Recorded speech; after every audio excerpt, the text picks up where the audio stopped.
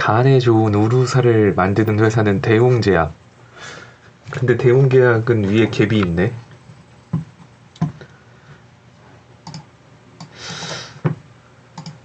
그렇죠. 대웅제약 자리 괜찮네요. 사실 한 17만원 좀 17만원 5천원 기다리면 그 자리 오면 더 좋을 것 같긴 한데 지금 자리도 나쁘지는 않아요.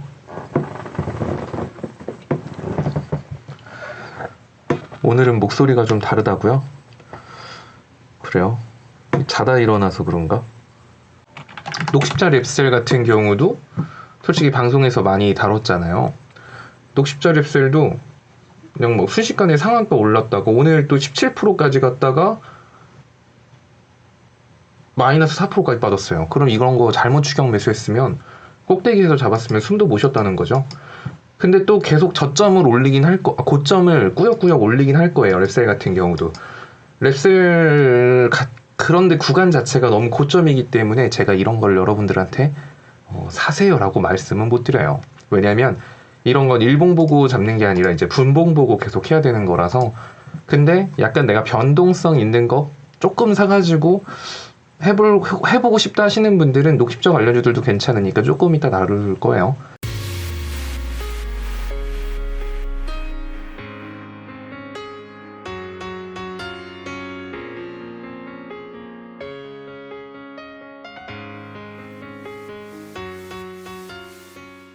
제일 궁금해 하실 만한 게 뭐 서암기계공업 아닐까? 서암기계공업 지금이라도 다시 살까요? 아니면 언제 집중 내야 되죠? 막 이런 거.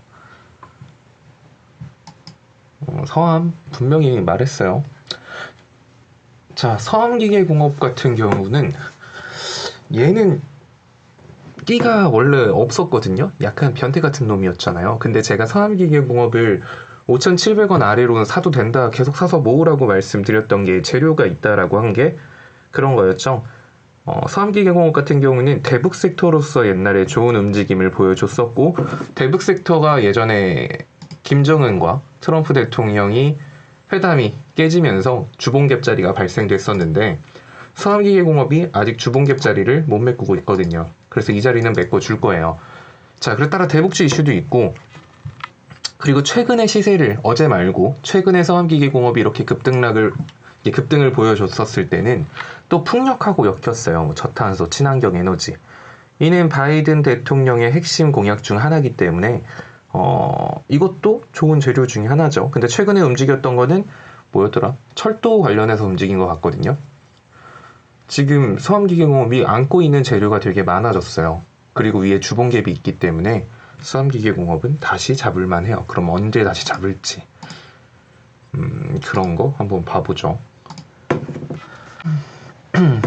그리고 오늘 유니온 머티리얼즈나 티플렉스 갑자기 순간적으로 슈팅 나와서 막 당황하신 분들 있을 거예요. 뭐 놀라서 파신 분들도 있고 다시 잡으신 분들도 있고 하다가 놓치신 분도 있는데, 어차피 히토류 관련주는 제가 생각하기에는 위아래로 좀 흔들다가 4,250원 뚫고 4,700원 정도 선까지는 무리 없이 올라가 주지 않을까 생각하고 있는 섹터예요. 자, 이것도 움직이려면 일단은 바이든 후보 취임 이후라고 생각하시면 돼요. 그래서 오늘 올라갈 때 그랬죠?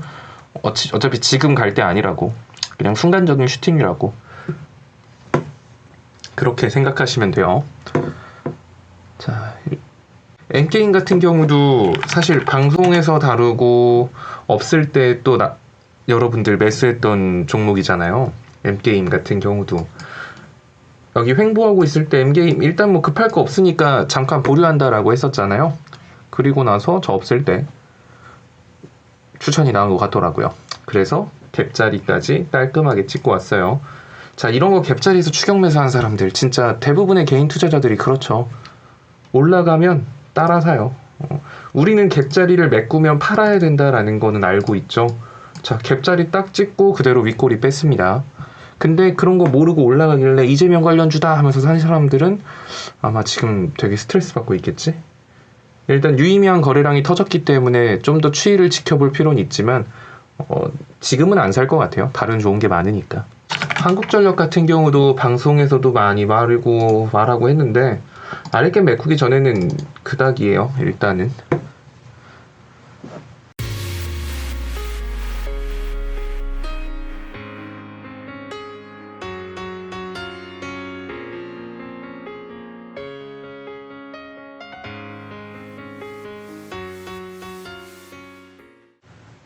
흥구석유 조금, 그러니까 막 메인으로 몰 종목은 아닌데 유가 관련주 같은 경우는 떨어지면 사서 천천히 그냥 한 번에 계속 사는 게 아니에요. 이런 종목은 지속적 이슈로 이제 깔고 봐도 되는 종목들이거든요. 유가 관련주들은. 이제 백신 이후에 시장 경제가 정말 회복이 된다라고 하는 건 제가 말씀드렸다시피 유가 상승이 뒷받침이 돼야 돼요. 그러면 이제 유가가 뭐 코모땡으로 인해서 죽었던 경기가 회복하려는 움직임이 보여지면서 수요가 늘어나면서 유가가 연일 상승세다. 뭐 이런 식으로 뉴스가 나올 수밖에 없거든요. 결국엔. 그랬을 때 움직이는 게 유가 관련주기 때문에 유가 관련주를 한 번에 왕창 사놓고 기다리는 건 별 의미 없고요. 그냥 지금처럼 하시는 것처럼 그냥 조금씩 사서 모으시면 돼요. 떨어지는 족족 오늘 일단 50만 원만 사놓고 떨어지면 50만 원 더 사자. 떨어지면 또 50만 원 더 살래. 뭐 이런 식으로 천천히 접근하다 보면은 갑자기 뜬금없이 상한가나 막 갭상승이 나와요.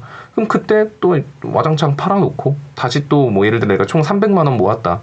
50만 원씩 야금 사다 보니까 어느덧 300만 원이 됐는데 갑자기 갭상승을 하네? 그러면 50만 원 남겨놓고 250만 원은 그냥 파는 거예요. 그리고 다시 또 떨어지면 또 50만 원씩, 50만 원씩 사서 모으면 괜찮은 종목군이 유가 관련주입니다. 급하게 접근할 종목은 아니에요. 뭐 그런 식으로 투자금에 따라 다르겠지만 뭐 그런 식으로 하시면 돼요.